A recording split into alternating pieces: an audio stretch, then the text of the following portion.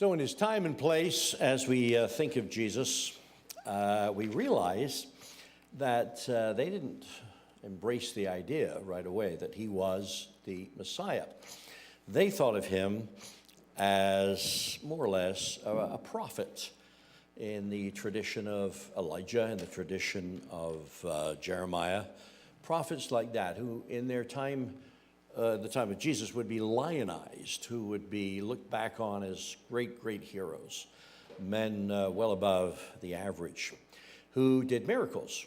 Jesus did miracles, they did miracles. Yeah, it doesn't make him the Messiah, this sort of idea.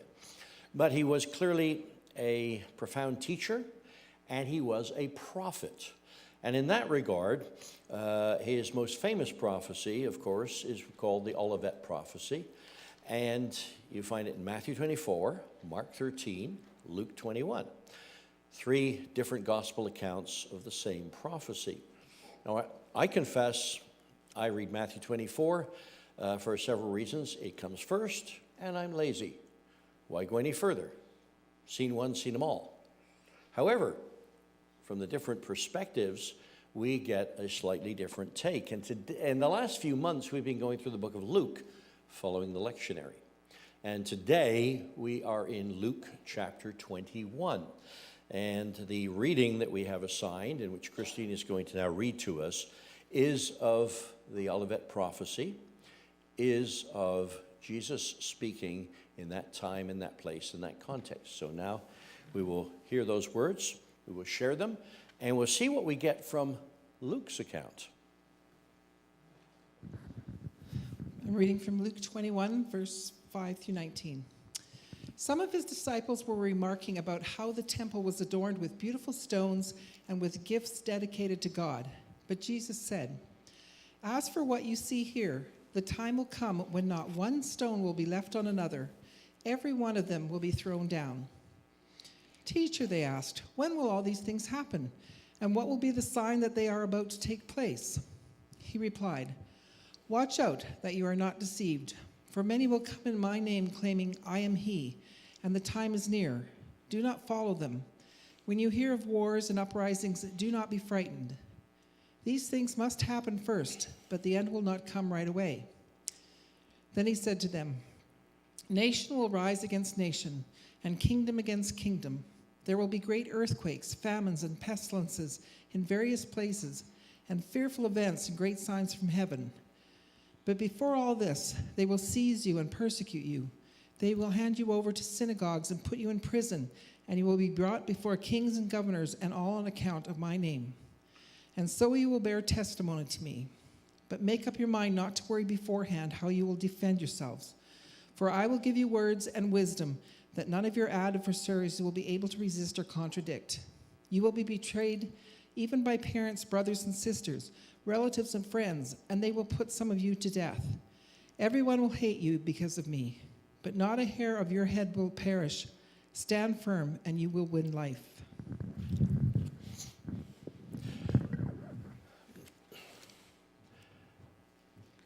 As I said, this is one of 3 reports of Jesus' Sermon on the Mount. And if we look back at it, we realize that Luke does something rather interesting with his presentation. He starts with a short story. We didn't just read it, but to preface the section that we're going to try to understand, the first few verses of Luke 21 tell us the story of the widow's mite. And we have Jesus, who is teaching in the temple, and he takes a pause, everybody relaxes, and he sits down, and it tells us that he sees a poor widow put in 2 very small copper coins into the collection box. And he turns to his disciples and remarks, "This poor widow has put in more than all the others." Huh? Yeah, she's put in more than all the others. All these people gave their gifts out of their wealth, but she, out of her poverty, put in all that she had to live on. Now, here we have a poor woman contributing to a magnificent, overwhelming project, something that understandably they were all proud of in that time and in that place. It was a spectacular restoration of Solomon's temple. It had been razed to the ground previously by the Babylonians. Now it had been restored under Ezra and Nehemiah, and it was kind of a real shabby, very, very poor revival. And so over the centuries, the Jews had tried to upgrade it and bring it back to Solomon's glory. Herod came into control and to keep the Jews somewhat subdued. He did two things. I'll build a fortress at Masada. I'll build the Herodium. I'll make sure I have secure places to retreat to in a hurry if they turn even nastier on me, because he wasn't that popular. And what I'll do is I'll take the intelligentsia and the priesthood, give them a ton of money, and say, okay, build up your temple and remind everybody what a good guy I am. He did the same thing, by the way, towards the Romans. He built Caesarea, and he built tributes and so forth to honor the emperors. So either way, he was ensuring, and with all the companies, and if they all failed him, then he had his backup, which is his fortresses. So it was a good thing that she was contributing to, and he comments on her wholeheartedness and her desire to be part of that.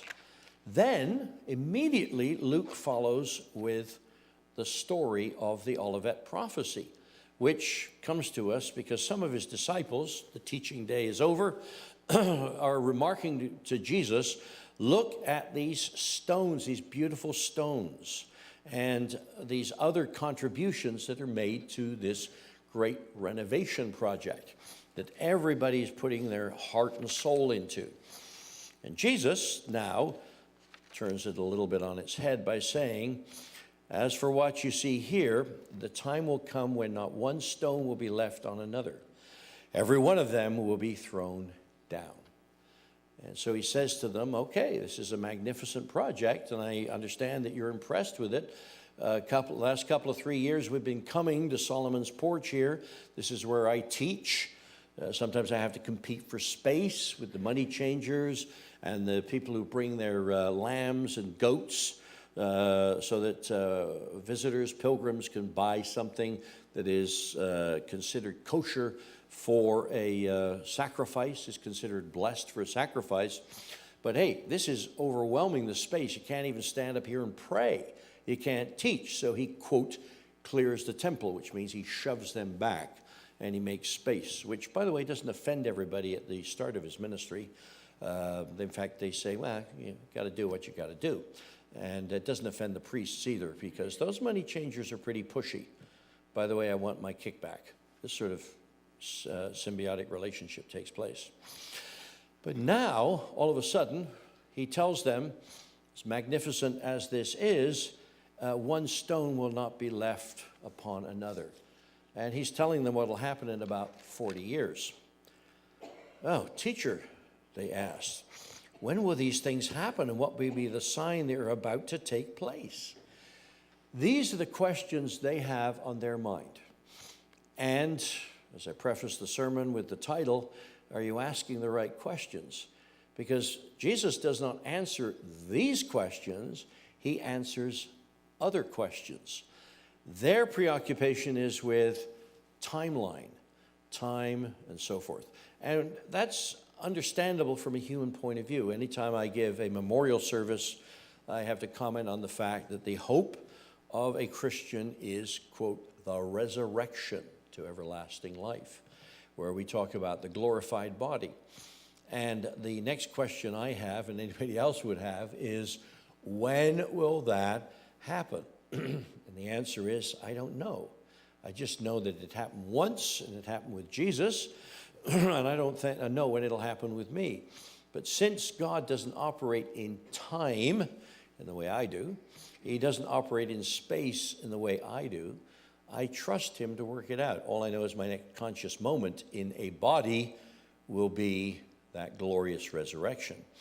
On the other hand, I'm pretty sure there's consciousness in the time intermediate. The reason I say that, not to get too far down that rabbit hole, is because having granted us everlasting life with him and in his presence, doesn't make sense to sort of interrupt it and say, no, I'll put you on hold. I'm going to put you in the freezer there for a while, Bob. Keep you there. You won't know what's happening, but okay. Now, it doesn't matter because God is in control. But the point is, I'm asking the question. Always ask the question. Grow up asking questions. What does this political event mean, and how much more time before this event will come? You talk to fellow Christians who are steeped in the dispensational model of prophecy, and times are important. 3.5 years to this, and then this happens, and this happens, and so on. And so the concept of praying, thy kingdom come, comes with the concept of give us a time, give us a timeline, give us a date. And yet Jesus, when he's asked those questions, what about signs? What about this date when these things will happen? He doesn't answer those questions. Some people are perhaps flabbergasted at what's taking place in Europe, and for good reason. Then the speculation will come, well, will Russia do this? Will Russia do that? When will Russia invade the Middle East? You know, based on identifying Russia as Gog and Magog and all sorts of things like that. And suddenly it's turned upon its ear because they're retreating. Suddenly that's turned upon its ear because, well, this is not happening the way I thought it would. And things are changing again.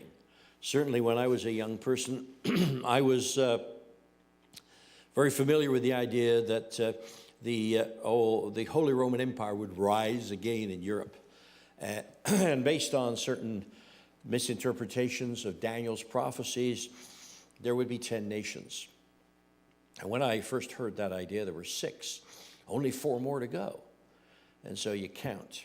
And then there were 7, there were 8, there were 9, there were 10, then there were 12, then there were 14, then there were 17, then it got up to 28, and keeps going now, this idea. Well, this doesn't make as much sense as I thought it would. And so maybe that theory isn't quite what I should be looking at and thinking about. And so times, places, Jesus sets those aside. And the first thing he says is, watch out that you are not deceived, for many will come in my name, claiming I am he.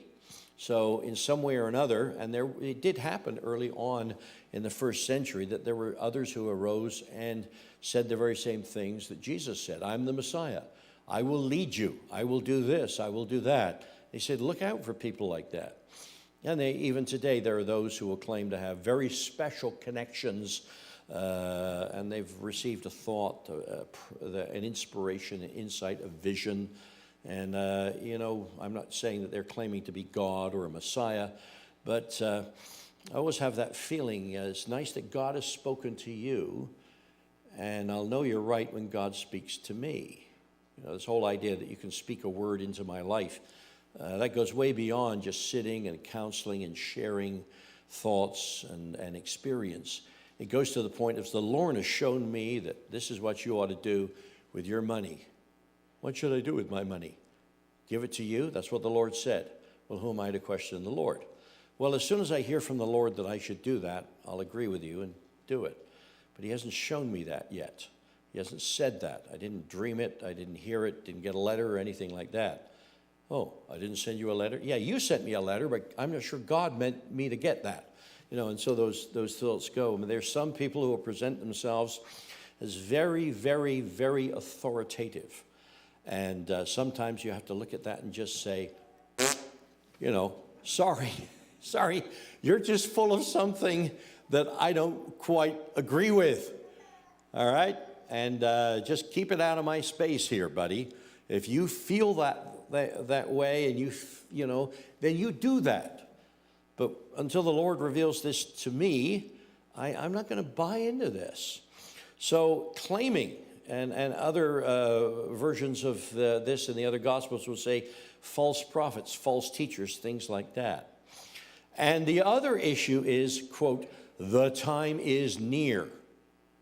And as I just got through confessing a while ago, I was very much clued into that. The time is near. You might say, well, did it make a difference in your life? Hell yeah, I just dropped out of school. I had another year to go, and I thought, well, time is near, and if these things are going to happen in the early 70s, I better drop out of, Speedwell Comprehensive and go to Bible school. And that turned out to be actually an extremely constructive thing that I did with my life. But I did it based on the thought that in the early 70s, there was a date set for the end of certain things. You know, I had 5 or 6 years left before things just blew up. And so I did certain things. Now, of course, when I began to realize ain't going to blow up, well, it was on a certain path, and it was a constructive path, so it didn't do me any harm.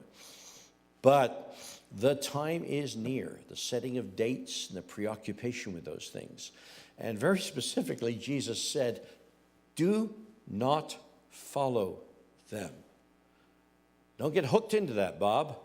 And so, of course, as I said, I only read one section of Scripture, didn't understand it very thoroughly, didn't follow it very thoroughly, didn't pray for wisdom, and so I followed certain things.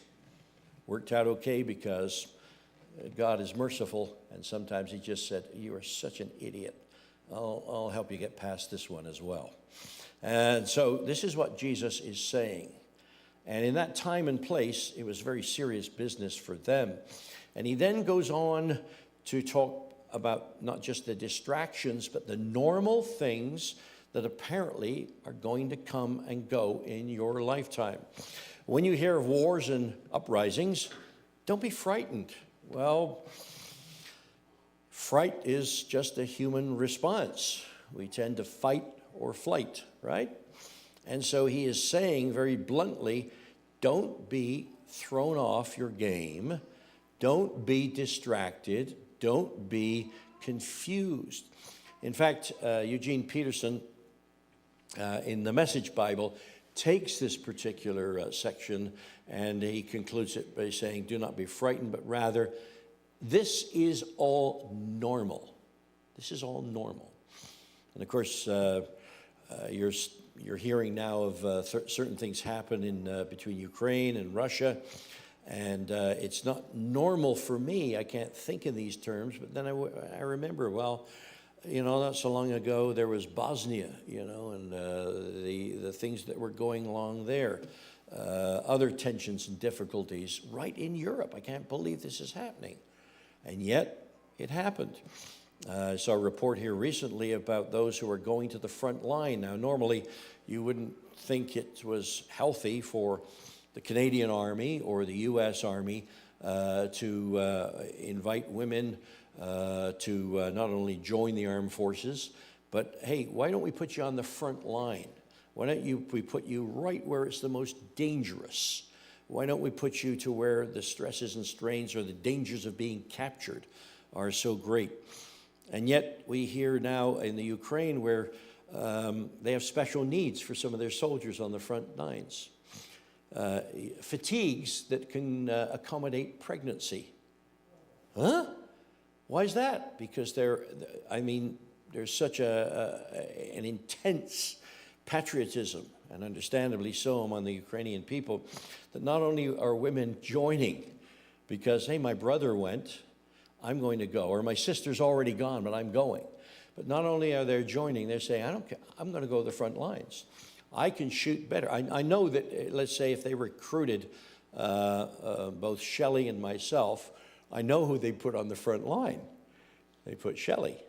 Why? Because she is a better shot than I am. Okay, I know that because she practices all the time in her backyard. There's another magpie, you know, and you know, she's very, very good with a handgun, and so don't mess with her. And a rifle, and growing up on the farm, she had a lot of practice as a young lady. And so now we have young women who are 3 and 4 and 5 months pregnant as spotters and snipers on the front line. And so they're saying, you know, the fatigues don't fit. You know, where are we getting these man-made, you know, made for a man sort of thing? Okay, so now they're accommodating that. And so this is normal in that area of the world. And so when you hear of wars and uprisings, which are way out of my scope and my frame of reference, and I never thought of that until I saw the report this last week, don't be frightened. These things must happen first, okay? But the end will not come right away. Oh, yes, this is going to keep going on and on. Yes, calm down. In fact, if you put this together with some of Jesus' other sayings, the very conclusion of his ministry, day or two or three before he's crucified, you'll find sayings like, if a man goes into a foreign country and he becomes coronated as king and he comes back, will he surprise his servants? Will he find them so doing, is the expression. Will he find them still being faithful stewards of what he's left them to manage? Stories like that. You find stories about the bridegroom who comes at an inconvenient time at midnight, and the bridesmaids are all shocked, and some of them don't have enough oil in their lamps, things like that. All to emphasize to them, just keep doing what you're supposed to be doing, no matter what happens and swirls around you. And then he said, nation will rise against nation and kingdom against kingdom. And by the way, there will be great earthquakes, and we've had great earthquakes, over the last 2,000 years. Famines, they come and go on a regular basis. Pestilence. Anybody ever heard of a pandemic? Huh? In various places. What, here? Yeah, it could happen. Did happen. And fearful events and great signs from heaven. Fearful events could be everything from volcanoes to earthquakes, tsunamis, things like that. The expression great signs from heaven, if you read back the words of the prophets, they were big on that. When stuff that was traumatic was happening, expressions like the sun will be darkened, the moon turned to blood, things like that. In fact, you even find that in the Psalms where David speaks in this dramatic, prophetic language.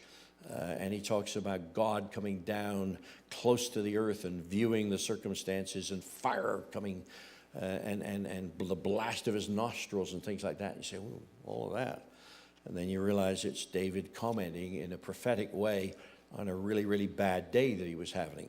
And so great signs from heaven doesn't mean to say comets crashing into the earth. We only need one decent asteroid, and it could result in all life on earth being slowed down for a few millennia.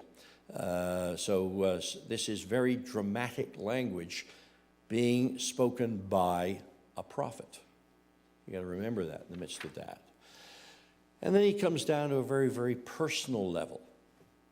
But before all this, or of an immediate concern and application for you, my beloved disciples, they're going to seize you and they're going to persecute you. They might even hand you over to synagogues and put you in prison.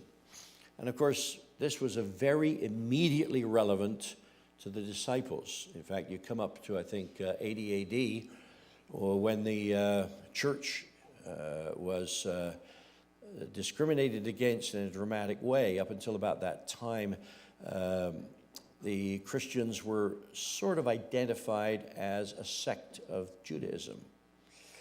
But about 80 AD, the Jews said, hey, those guys there aren't any part of us.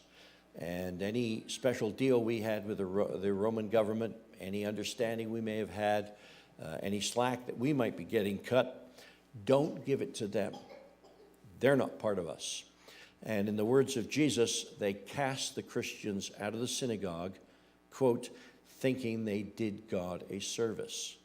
And of course, for the apostles, especially for example, Paul, every time he went to a new community, where did he go? He went to the synagogue, because there were people who were searching for a Messiah. He came to announce the good news that a Messiah had come. Now, the good news for him was they gave him the pulpit. The bad news was that the elders of the synagogue would sit and not listen to him, but rather evaluate the response of the audience. Now, if the audience accepted what Paul had to say, great. But if they didn't like what he had to say, not so great.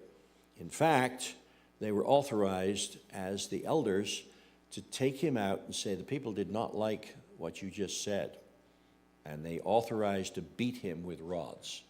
And so that is why Paul says in his justification or his validation of his apostleship, he says, rods without number, or beaten with rods without number.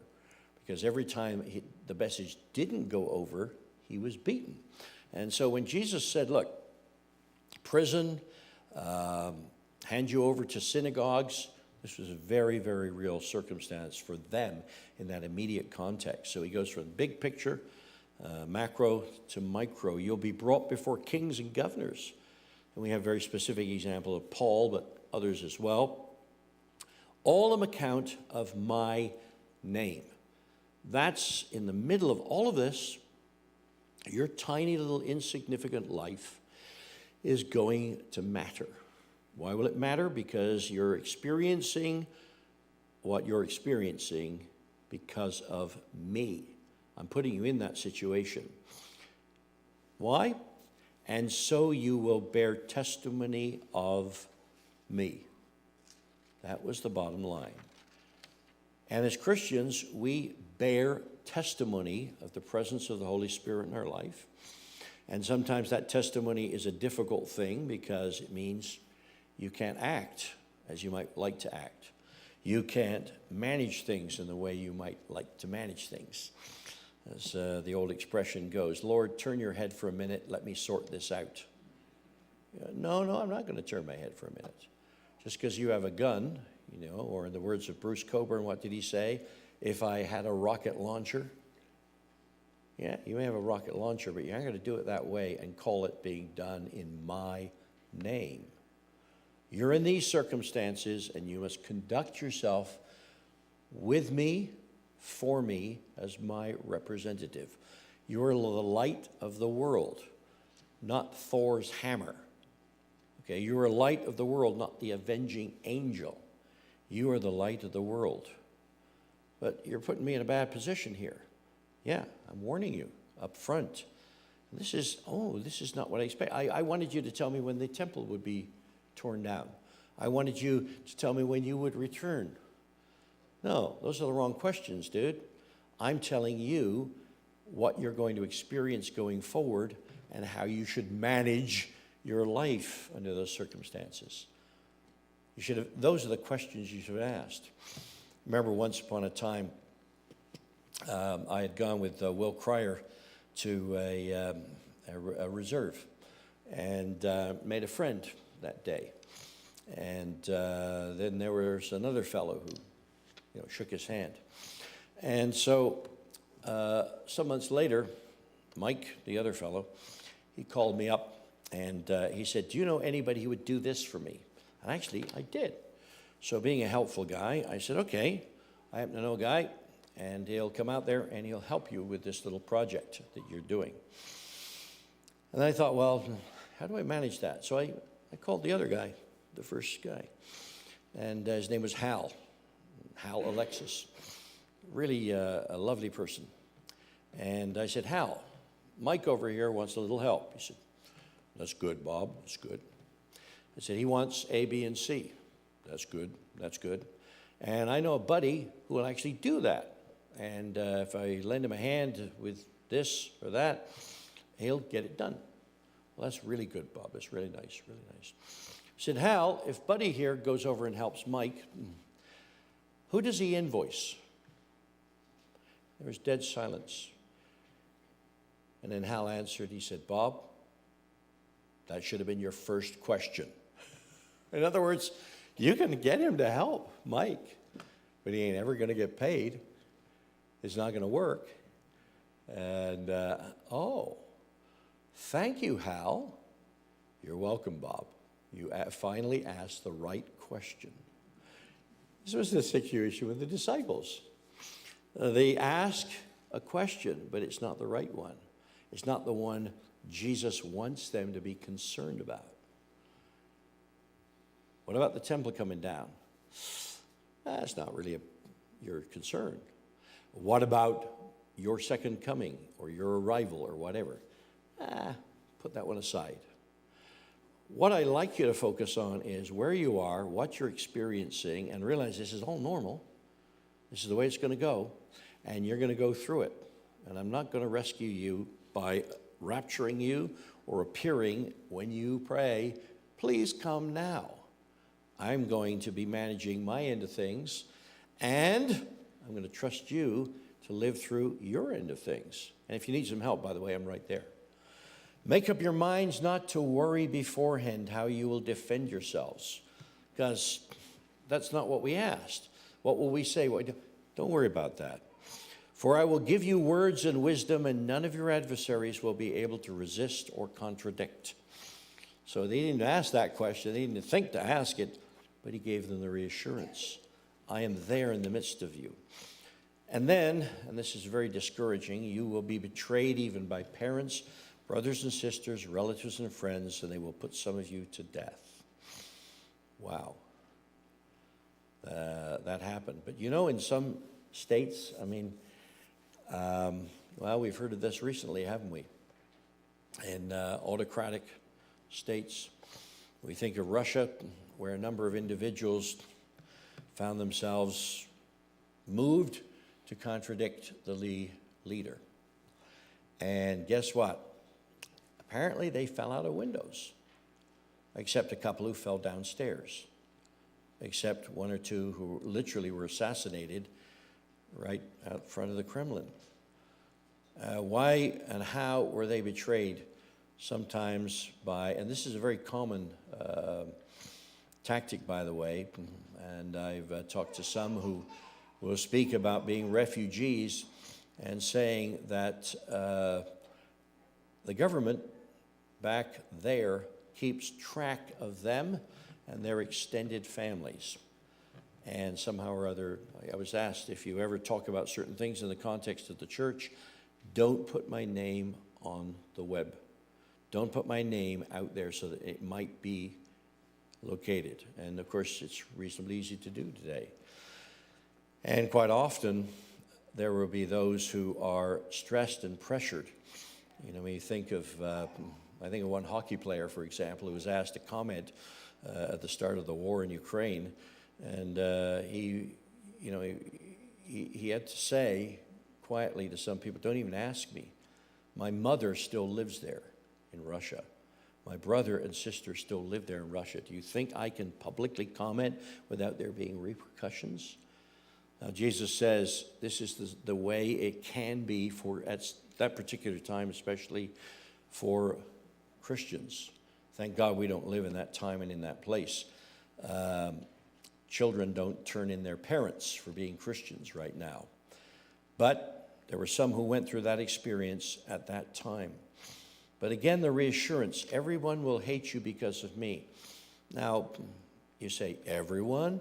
Well, Jesus is speaking in general terms here, okay? And he's allowed to do that. Broad statements. It'll feel that way, okay? But not a hair of your head will perish. Is Jesus actually preoccupied with hairlines? Because if he is, Jerry's in deep trouble, all right? I'm in deep trouble. And Donald's totally out to lunch. You know, we're all, it's bad times all the way around. You know, Lowell's borderline. And Gene, of course, is highly favored. No, he's not interested in hair. It's an expression of speech that means, I got you. You know, today we might say to each other in difficult circumstances, don't worry, I got your back. Do I literally have your back? No. What it means is I will be supportive, you know, and it's the opposite of saying, don't worry, we're behind you. Way behind you. It's no saying, I'm here for you, and I will be supportive. And we use expressions like this all the time. I remember once I flew in late to London Airport, and it's the evening. I was standing in a bus line, because the British are great at queuing. So I was queuing at the bus stop, waiting to catch a ride a few miles to the Green Motion auto rental place, which was at a Holiday Inn. And I was standing next to a rabbi. I could tell he was a rabbi because he had the hat, the black clothes, the curls, everything. And he was very stressed out. And he said to me, do you think we're going to make it in time? He said, I've got to pick up a car. So, well, yeah, I'm going to the same place. We'll make it. Well, should we get a taxi? Should I get a taxi? He said. I said, no, the bus is like 3 minutes away. It's going to be okay. I've been to this place before. And so since he'd asked my advice, I thought I'll ask his advice. So I said, now, as a Christian, I said, I read the book of Revelation, and there's much emphasis on numbers. I said, how do you understand apocalyptic literature and numbers in that literature in Daniel and in Ezekiel? And I sort of got that blank look that I had once or twice before, because as a rabbi, you don't actually read the prophets, you know. The girls read the prophets. The guys read the Torah, the law. But we got into a bit of a discussion. And then the bus came, and our discussion continues as we're standing, you know, swaying on the bus. And we get to the other end, and we're about to get off, and he says to me, he said, have you ever thought of moving back to England?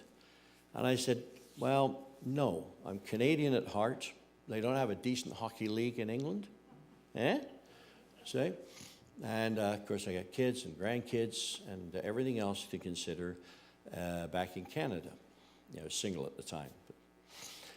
And he said, pity, he said, you should move back to England. He said, I would pay your rent. Well, that's nice. Did he mean it? No, he's a Jew. He's not going to pay my rent. But the ultimate compliment from a Jew was, if I had you as a neighbor, I would enjoy more conversation. If I had to, you know, put something out to have you as a neighbor, I would do that. I would pay your rent. And that is as literal as, I've got your back, or the hairs on your head are numbered. We use these expressions of speech all the time. And your Heavenly Father, He knows when a sparrow falls. Now that has to be literal, because God is the Creator. And He can do these things, but He's not preoccupied with your toenails or your hair. It's a way of saying, I've got you. You're okay. I'm with you every step of the way. You're not alone. I will give you the words to say. I will give you the thoughts to have. I will be there with you. Stand firm, you will win life. Now, do you literally win life? No, life is a gift. Salvation is a gift. You can't turn these expressions into something that contradicts the sacrifice of Jesus and all that God has freely given. I remember the conversation that one man who thought he could win an argument, you know, was holding forth with a group of people. And, you know, this is translated in other translations as simply, he who endures to the end, the same shall be saved. So the question is, once saved, always saved? No. You've got to endure to the end. You've got to sweat and strain. And, of course, that thinking dominated in certain areas in the 1st and 2nd and 3rd century, which is why people were baptized on their deathbed. Why? If they were baptized at the last minute before they died, they didn't have time to sin. If they didn't sin, then obviously they were righteous. If they were righteous, they gained salvation. Now, as those of us who understand the grace of God and the nature of God's granting salvation, you know that is baloney. Because I'm pretty sure since you've been baptized, some of you have sinned. In fact, I'm pretty sure, because I know some of you, and I can assure you you've sinned. And the rest of you, I'm just going to guess. All right? We have all sinned since baptism. However, we don't live under the threat of, if I don't endure to the end, if I don't hang on to the end, if I'm not good to the end, if I don't fail between now and the end, then I can be saved. No. Once salvation is granted, because you come to understand it and you accept it, and you call out to God and receive it, it's irrevocable. Now, you could still, in theory, reject it if you were that foolish, but it's not something that God says, no, I'm going to take it back. Sorry. Bob, you screwed up twice today, and my patience is exhausted. Or you buckled under pressure. Something like that. So, God says simply, I am absolutely committed, and I know every detail of your journey. Hang in there, is what he is saying. You will receive life.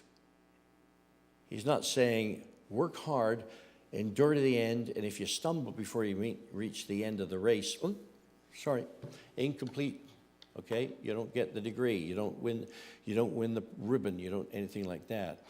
He is simply saying, it is going to be difficult sometimes, but I'm with you all the way, and I assure you that you continue to be with me all the way, and life is there.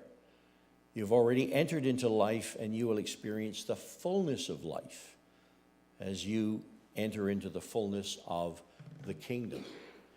And so as you look at this, you suddenly realize how distracting the wrong questions should be. Okay? And the right questions that Jesus is answering are you there for me? Yes. Is it going to be tough? Yes. But will you give me the assist, the help that I need? Yes. And will you carry me through, even though I stumble and I bumble, into everlasting life? Well, Bob, that should have been your first question. You'd have found that answer to that far more reassuring and important than, so, when are these stones coming down? You said they were coming down. Look, they're coming down. That's passé. That widow who put her entire heart and soul into her offering to support this magnificent building, that was good in its time and in its place. But I want you to put your entire heart and soul into this time and this place, to walk with me through this world and be the light of the world. You know, it was a very good choice today to sing Onward, Christian Soldiers. You know, that is our vision, that is our mission, that is what we are engaged in being. That's, by the way, is an old British hymn. It was written by a scoutmaster. And back then, of course, everything, you know, most travel was by foot. This was 150 years ago or so. And he was marching a bunch of Boy Scouts from one village to the next to play a soccer game or something like that. And they were all mumbling and bumbling. And he inspired them by creating the hymn, Onward, Christian Soldiers. That was the world back then. And we still have that hymn with us today. It means a lot more to us than it did to those boys who needed something to distract them back then. And for us, we are the army of God. And we march together and we move forward together because we have the cross of Jesus, which is our inspiration. He's gone before us. He's shown us the way. And just as he went through death into everlasting life through the resurrection and received a glorified, resurrected body, so will we. He went through some difficult times, but he said to us, be of good cheer, I have overcome the world.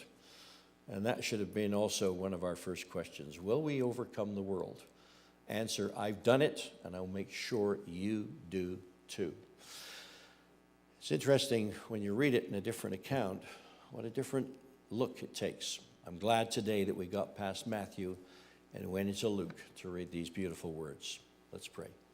Our Father in heaven, as we consider once again the encouragement that we need for this coming week, we ask that you would lift us and inspire us and remind us that all the important questions have been posed by you, and you've also provided us with the important answers.